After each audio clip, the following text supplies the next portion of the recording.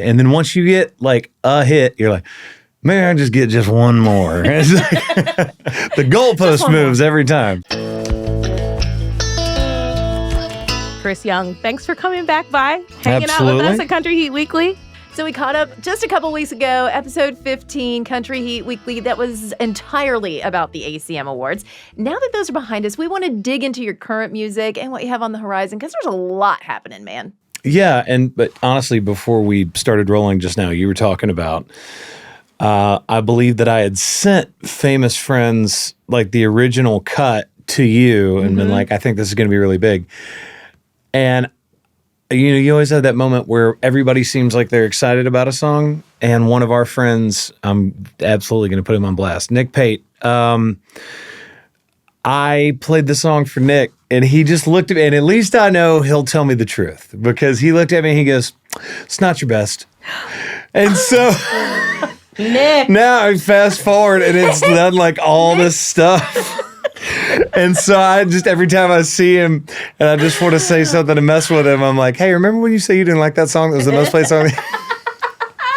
So funny. Oh my gosh. Okay, so the album's called Famous Friends. Obviously, it has that smash hit with Kane Brown on there, and you followed up that duet with another. Can you talk about At the End of the Bar? Yes. With Mitchell Timpany. So it snows 2 years ago, and Mitchell and I were talking, well, I guess like a year and a half ago, but we had this date on the books to get together and write with Chris DiStefano, who co-produced the track with me. And I was like, what do you guys think? He's like, I got 4-wheel drive. I can get out of my driveway. I was like, same here. Chris, are you cool with us? He goes, yes. I can't get out of my driveway, but you guys can walk through the snow in the yard and like get around to the back. I'm like, okay, cool. Because his studio is fantastic. It's in the bottom of his house. It's gigantic and it's awesome. But so we go down there, we write this song, and it happened because we were talking about just casual conversation. I was like, yeah, we were sitting the other day at the end of a bar, and he was like, that's a title.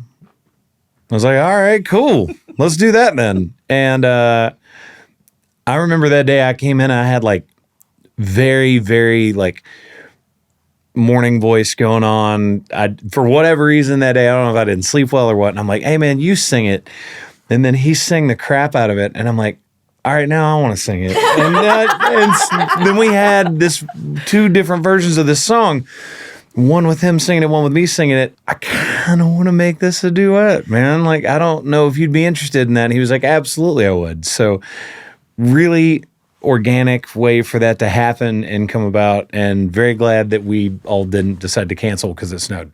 Yeah. Because that very well could have been a completely different situation. Yeah. You could have tried to do it on Zoom, which I know is not. And It's you know not what? You the same. don't have that moment in the studio together if that happens. Right. So It's magic. I personally kind of love the song because I met you at the end of a bar. yeah. Yes, you Just did. say- Yes, you did. So you signed your record deal when you were 20 after doing Nashville Star. Yes. So at that point, what do you think was the most surprising thing when you actually got to do this for a job? What was the most surprising thing about being in the business officially? Probably just the sheer amount of travel, especially early on. And, obviously some of that has changed over the years, but, I went to every radio station in the country physically at least twice. Whew. Every single one. From Seattle down to the bottom of California, through Texas, over the East Coast, everywhere. And, that on top of touring, on top of, at that point, not really making any money doing it, was an interesting thing. But I'm really glad that I did it because I made a bunch of relationships that have helped me out over the years. Mm-hmm. I can pick up the phone and call PDs at radio stations that I've known for the better part of, almost 2 decades. So it's pretty wild.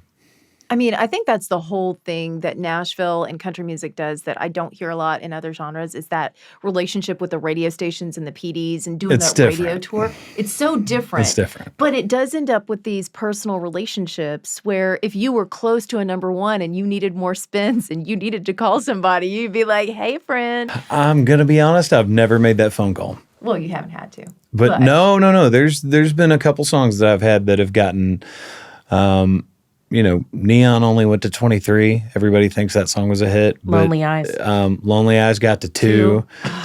All in All got to 3. Oh, no, wasn't number one? No.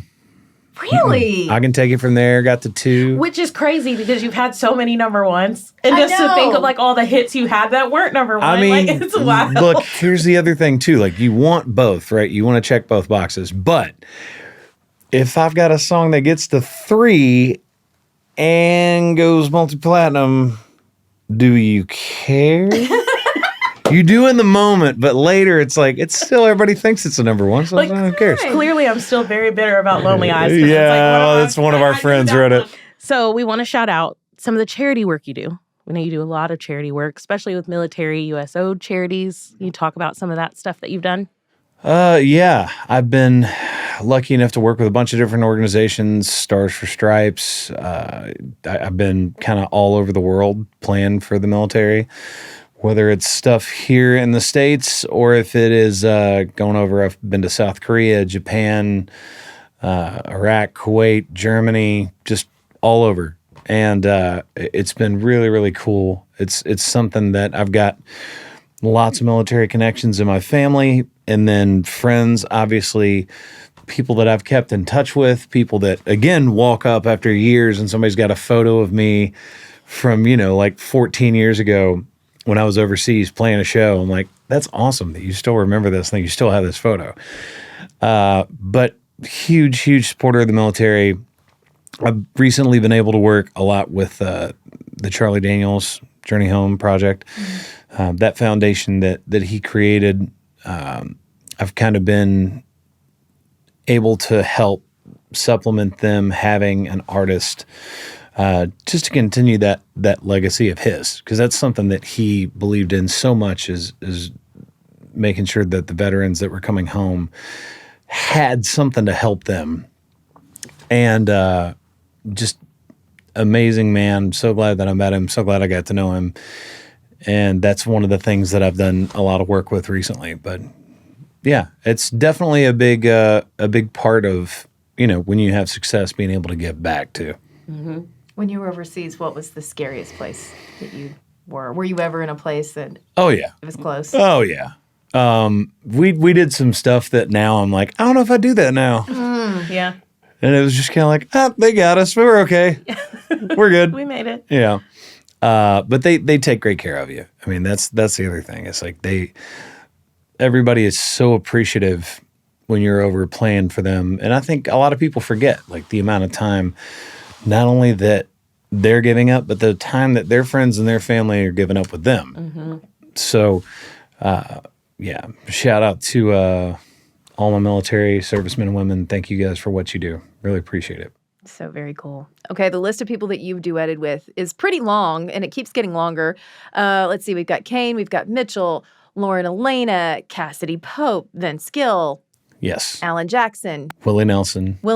Who's on the bucket list that you haven't had a duet with? Man, I was saying Carrie, but then she's done like 2 things recently. So I feel like she was like maybe, I don't know. I've asked Tim McGraw twice now. And both times he has had something going on that he couldn't do it. I am going to continue to ask Tim McGraw until he sings something with me. It's going to happen. Tim McGraw. No, I was literally texting him when he was starting to work on 1883. And I'm like, I get it. You're busy. We'll make this work. And I also Boyz II Men was a big one too. I was gonna say you check Boyz II Men off the list. They're off the list. They're off the list. That was probably number one. I still have a wish list one. For him? Yeah. Okay. Well, you probably already know what it is. I could probably guess it in 3. Guess. Think about it. No. This is good. I like where this is going. Is this like something you've sent me before? I mean, it's in the realm of Yeah. Who do you think it would be? I don't know. Now, I said that with such confidence, and now the way you looked at me, I'm like, Oh, wait. I think it Who? Brian McKnight. Okay, yeah. Oh, Right? I just had Yeah. one last cry in my Yeah. head. One Last Cry is great. Come on. Your Yeah. Young and Brian would, McKnight. Oh, that'd be I just think beautiful. it would be the best. So you've got a few more dates on the Famous Friends tour, including some Canadian dates. What else is ahead for you in 2022? Obviously, working through this song, deciding what we're going to go with next as far as a single. I know I've got a bunch of new music I'm getting ready to drop on everybody on top of all the other stuff that exists. Because now it's just, I think everybody's kind of like open the door to you can put out as much stuff as you want. Doesn't necessarily have to be what the single is at that current moment. And I've got a bunch of surprises for people that are going to be on that are going to be really cool. But, just touring as much as possible, going to go over to Europe, play over there. And it's been way too long. So just a lot of stuff I'm looking forward to. Before we let you go, how's Porter? Awesome. Huge. Furry. It's very deceptive. If you go look at Porter the dog, which is his Instagram, and yes, he is verified and has a blue check mark. My dog made money during COVID lockdown. He got sponsored. By Kong. My dog has a paycheck. Kidding?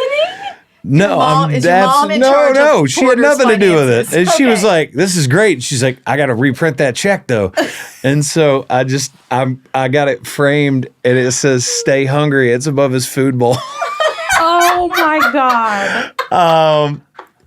But I mean, I'm one of those people about my dog. Like if somebody asks me about my dog, I'm like, "Yeah, look at these 8,000 photos on my phone."